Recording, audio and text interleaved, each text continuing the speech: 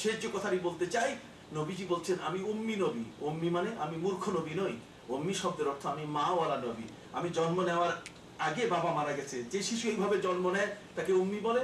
অথবা যে শিশু মক্কায় জন্ম নেয়, মক্কা হচ্ছে উম্মুল কোরা, সমস্ত গ্রামের মা, ওখানে জন্ম নিলে সেই শিশুটির পরিচয় হয় উম্মি। কথা বুঝতে পেরেছেন? বাকি আলোচনা ইনশাআল্লাহ মাগরিব নামাজের পরে আপনারা সকলেই ইনশাআল্লাহ বসবেন। আসসালামু আলাইকুম। সবাই একটু দরুদ শরীফ পড়ি। সাল্লাল্লাহু আলা সাইয়্যিদিনা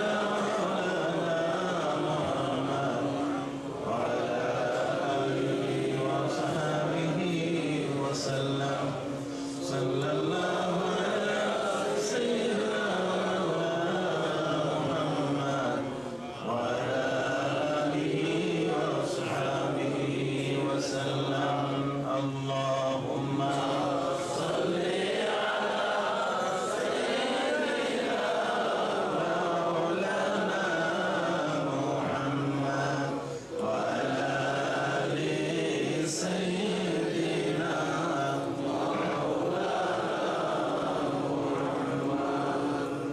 সম্মানিত সুধী, আমার নবীজি তিনি হচ্ছেন বিশাল বড় মর্যাদার এক মহান রাসূল। এই পৃথিবীর কারো জ্ঞানের সাথে তাকে তুলনা করা যাবে না। তিনি হচ্ছেন ইমামুল আম্বিয়া ওয়াল মুরসালিন, যিনি হচ্ছেন কায়িদু গুররিল মুহাজ্জালিন ইয়াউমাল কিয়ামাহ। কিয়ামতের ময়দানে আল্লাহ পাক রব্বুল আলামিন যার শান এত বড় করে দিয়েছেন, তিনি মাকামে মাহমুদের মালিক। মাকামে মাহমুদের মালিক যিনি, তাকে ছোট করে দেখার কোনো সুযোগ নাই। প্রশ্ন সেটি হলো যে আমাদের দেশে আমরা আমাদের প্রিয় নবী সাল্লাল্লাহু আলাইহি ওয়াসাল্লামকে কখনো কখনো আমরা ডাকি, আমাদের অন্তর দিয়ে রাসূলকে আমরা ডাকবো। আমরা রাসূলকে আমাদের মন প্রাণে আমরা চাইবো। আমার রাসূল সাল্লাল্লাহু আলাইহি ওয়াসাল্লাম তিনি আমাদের। আপনি দেখবেন আমরা আমি একজন টিচার হিসেবে বলছি, আমি একজন শিক্ষক, যেহেতু আজকে 30 বছর ধরে আমি ছাত্র পড়াই। কত বছর? 30 বছর ধরে। আল্লাহ মেহেরবানি। এই 30 বছর ধরে সারসিনা দারুস সুন্নাত আলিয়া মাদ্রাসার মতো একটি কামিল মাদ্রাসায়, সেখানে আমি প্রথমে মুহাদ্দিস হিসাবে এবং এরপরে তাফসীর বিভাগের প্রধান হিসাবে আমাকে দিয়ে সেখানে তাফসীর গ্রুপ খোলা হয় এবং বাংলাদেশের আমি আমার তাফসীর গ্রুপে সারা বাংলাদেশে ফার্স্ট স্থান করি হোলি কোরআনের উপরে। আল্লাহ মেহেরবানি, আপনাদের দোয়া। আমি যে কথাটি আপনাদের কাছে বলতে চাই সেটি হলো যে আমরা ছাত্রদেরকে 2টা কিতাব পড়াই। এই 2টা কিতাব না পড়ালে এই ছাত্র সভ্য হয় না, আদব শিখে না। আদব শিখাবার জন্য 2টা কিতাব তাদেরকে পড়াই। একটা কিতাব সরকার সিলেবাস থেকে আউট করে দিয়েছে, এখন আর নাই। ছোটটা আছে, বড়টা নাই। ছোট কিতাব যেটা সেটা হলো বালাগাত, আর বড় যেটা সেটা হলো মুখতাসারুল মানি। বালাগাত আর মুখতাসার এই দুটো কিতাব হলো, আপনি আজকে এই আমেরিকার মিশিগানে অবস্থান করছেন, আপনি যখন বাজারে যাবেন কোনো কিছু কিনতে, তখন আপনার মনটা সবসময় চাবে যে আমি ঠকবো না, আমি যাতে না ঠকি, এটা আপনার মধ্যে একটা চিন্তা। আর দোকানদার মনে করবে যে আমি লাভ করব, সেও লাভ করবে, আপনিও লাভ করবেন, তার মধ্যে কিন্তু বেচা কেনা। দুজনেই মনে করে যে আমি ঠকি নাই। যে বিক্রি করছে সেও বলছে আমি কি ঠকি নাই, বিক্রেতা বলছে আমিও ঠকি নাই, আর যে মালটা কিনেছে সেও মনে করছে আমিও কি ঠকি নাই। তাহলে সবাই জিতছে। লাভ করলো কে? কথা বুঝতে পারছেন? বালাগাত এবং মুখতাসার হচ্ছে এমন একখানা কিতাব, যে কিতাবখানা পড়লে পরে একজন মানুষ কোথায় কোন শব্দ ব্যবহার করা যায়, কোন সময়। যেমন একজন ডাকাত, একজন চোর, দুর্ধর্ষ ব্যক্তি, সে আপনার ঘরে এসে আপনার মালামাল সব ছিনতাই করে নিয়ে গেছে।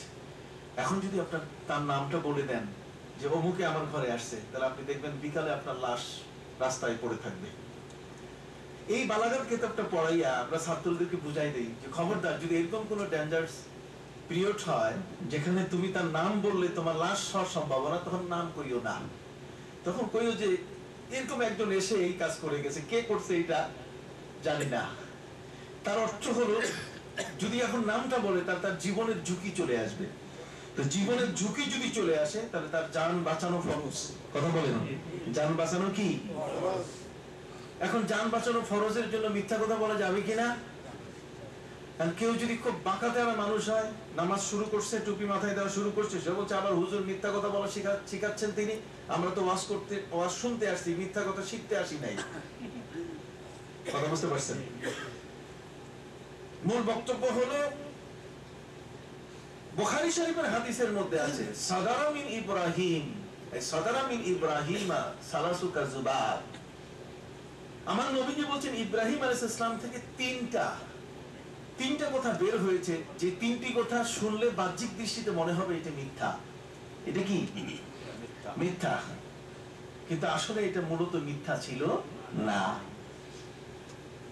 একটি হলো যখন ইব্রাহিম আলাইহিস সালাম নিজের কওমের মধ্যে তিনি ছিলেন, তখন সমস্ত মানুষ মেলাতে যাচ্ছিল, পূজাতে যাচ্ছিল, উনি ওই মুহূর্তে ওরা আহ্বান করছে যে ইব্রাহিম চলুন আমাদের সাথে। হযরত ইব্রাহিম আলাইহিস সালাম আকাশের তারকার দিকে তাকিয়ে বললেন ফানাজারা নাজরাতান ফিন নুজুম ফাকালা ইন্নী সাকিম, আমি অসুস্থ। এই যে অসুস্থ বলে তিনি শিরকের মতো একটা কাজ থেকে নিজেকে বিরত রাখলেন। বাহ্যিক দৃষ্টিতে তিনি ওইভাবে যে অসুস্থ, হাঁটতে পারতেন না তা তো না, কিন্তু জাতি যেটা করছে সেটা তো মারাত্মক জঘন্যতম একটা অসুস্থতার কাজ। এই জন্য হযরত ইব্রাহিম আলাইহিস সালামের এই কথাটিকে কিতাবের মধ্যে বলা হয়েছে তাওরিয়া। তাওরিয়া শব্দের অর্থ যে আপনি এমন একটি কথা বলবেন যে কথাটির মধ্যে সত্যের প্রলেপন আছে, মিথ্যা না, বরং সেটা সত্যে রূপান্তরিত হবে। যেমন হযরত ইব্রাহিম আলাইহিস সালাম স্ত্রী হাজেরাকে নিয়ে যখন সারাকে নিয়ে যখন যাচ্ছিলেন মক্কা মুআজ্জামার দিকে, তখন পথে একজন জালেম রাজার দেশ অতিক্রম করতে হয়। এই দুষ্ট দুরাচার যদি কারো স্ত্রী মনে করে তাহলে তার ইজ্জত লুফে নেয়। সে হযরত ইব্রাহিম আলাইহিস সালামকে জিজ্ঞাসা করেছে এই মহিলা তোমার কি? তখন তিনি উত্তর দিয়েছিলেন এ আমার বোন। এ আমার কি? বাস্তবে তিনি চাচাতো বোন ছিলেন। বোন যদি হয় তাহলে তার ইজ্জতের উপরে হাত দেয় না।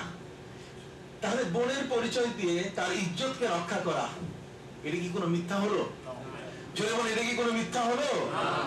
তাহলে আমরা আমাদের ছাত্রদেরকে শেখাই বালাগাত, আমরা তাদেরকে শেখাই মুখতাসার, মানে কোন মজলিসে কোন কথা অ্যাপ্রোপ্রিয়েট, কোনখানে কোন কথা বলতে হবে।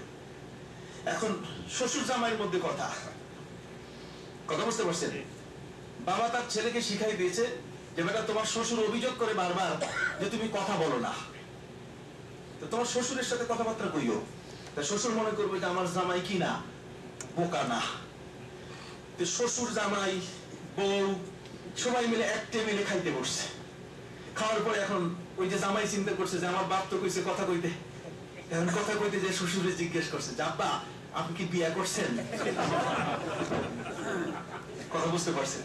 তার মানে এমন বোকার বোকা, ওর বাপ তো বলছে যে শ্বশুরের সাথে কথা কইও যাতে শ্বশুর মনে করে যে জামাইটা কি না, বোকা না। কিন্তু সে এমন কথা কইছে, শ্বশুর কইছে বেটা আমি বিয়ে না করলে তুমি বউ পাইলা কই? আমি যদি বিয়ে না করতাম তাহলে তুমি বউ পাইতে কোথায়? কথা বুঝতে পারছি?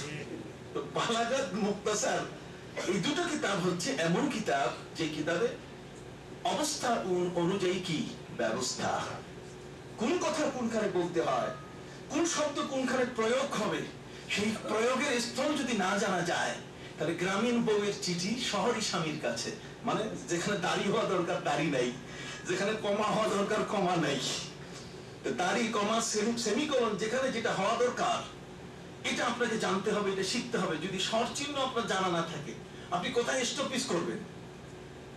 রুকো মত জানে দো, এটা একটা বাক্য।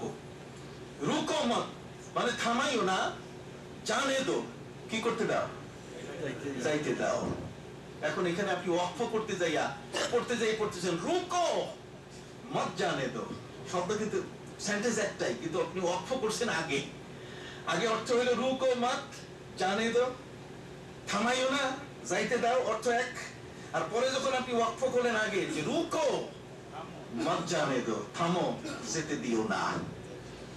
হযরতে কারামত আলী জনপুরি রহমতুল্লাহ আলাইহি তার জখিরায়ে কারামতে তিনি লিখেছেন আওরতুম কি জানাজা নেহি হয়।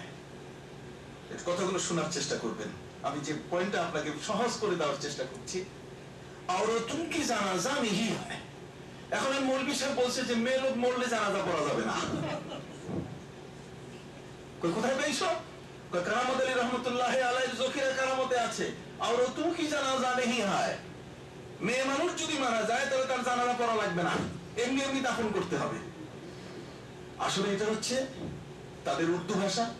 উর্দু ভাষায় বলা হয়েছে যে মহিলারা জানাজার নামাজে অংশগ্রহণ করবে না, এটা হলো অর্থ। কিন্তু উনি অর্থ করছে কি আওরতু কি জানাজা নেহি হয়, মানে মেয়ে মানুষের কি নাই, জানাজা নাই, তার মানে ওরা মরলে আর জানাজা দেওয়া লাগবে না। দেখছেন?